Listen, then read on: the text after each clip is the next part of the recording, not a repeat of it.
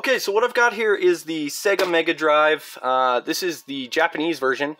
I actually got it from Japan. I ordered a whole lot of junk consoles from Japan, Japanese auction website, and I just got it in the mail. I got a whole bunch of consoles, but this guy is the first one I took out because it was on the top of the box.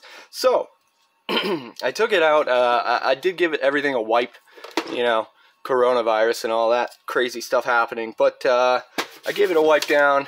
You know, it looks a lot better than it did when it came out of the box, I can tell you that. Now the big problem is, especially with this guy, the big thing that I don't have is audio video cables for a Genesis or a Mega Drive.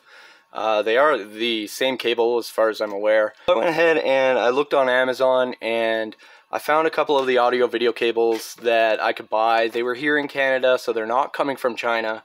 They're not going to be, you know, forever from China. And if it's coming from Canada, because I'm in Canada, it'll be here in a couple days. So I went ahead and did the right thing and just soldered a couple of cables on to the main board. And I'll show you how to do that in this video if you care to watch. So I am going to go ahead and tear this thing apart, and I'll show you exactly what I did to make it work without a proper AV cable. I have a Genesis 2 model motherboard here, and it's the same basic principle. It's not exactly identical to the Mega Drive Model 1, but you know, it's the same thing, so I'll show you on here. So if you locate the AV port on the back of your Genesis or Mega Drive, you can see all the little individual pins, and those pins correspond with all the little individual pins here. This is basically the back side of your AV port. So what you can do is you can go to Google and type in Sega Mega Drive pinout, and it'll show you the AV port, the audio jack port, all the things that we're going to need to be able to do this. I'll throw an image up on screen just to show you what I found, and I looked over a few of them. It looks like pin 2 is composite video, and I know you see audio mono there on pin 6, but we're not going to use the audio from there. It is only mono audio coming out of the pinout, but if you go through the headphone jack, it's stereo, or at least dual mono. Anyways, I went with the headphone jack. It's just easier. So let's get to tearing this thing apart, and I'll show you what I did. Disassembly is pretty simple. All you have to do is take out 1, 2, 3, 4, 5, 6 screws. They are a Phillips screw head, and then you just turn her over and pop the top off, kind of like that. There is a cable here. It goes to the LED, the little power LED on the front. I put some tape there just so it wouldn't fall off. Now, first thing I noticed when I opened this machine up is the bodge wires. There's actually 3 right on the top here, and I'm not sure why there would be bodge wires at factory, but I guess that's just how they did things back then. I don't know.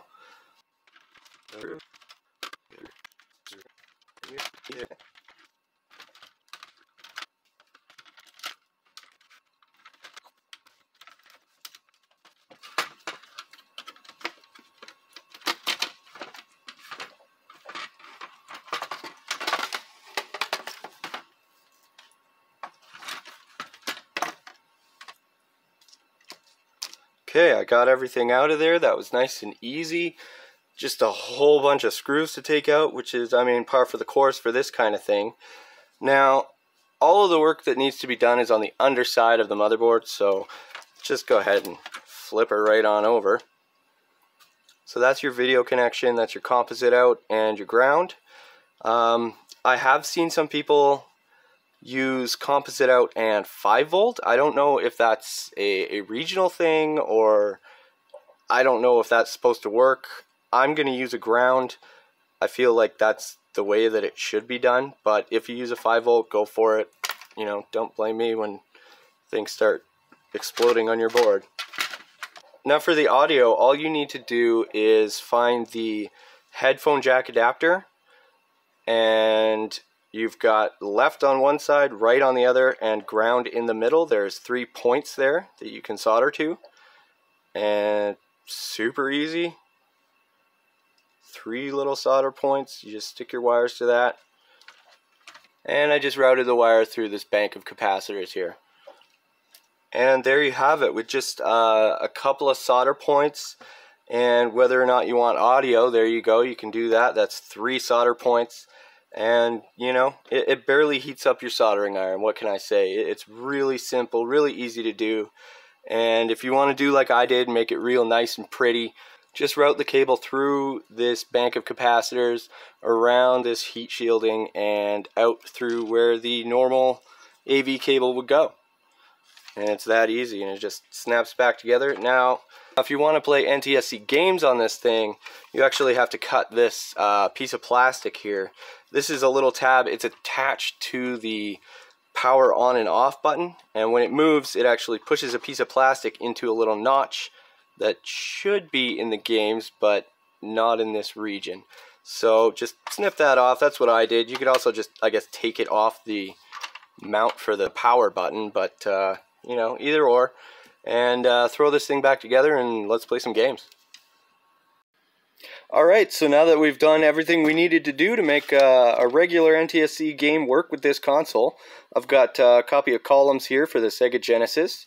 We'll go ahead and toss that in the Sega Mega Drive here, turn it on, and we'll see what comes up on the TV. And there it is, there's that Sega logo.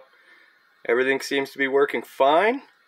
Unfortunately, I did break the only Sega Genesis controller I have, so I won't be able to play any games, but as you can see, the game functions normally and perfectly fine, just as it would on any other Sega Genesis. And that's it for today, kids. Thanks for watching. I kind of took a wipe to it. Hey, shush!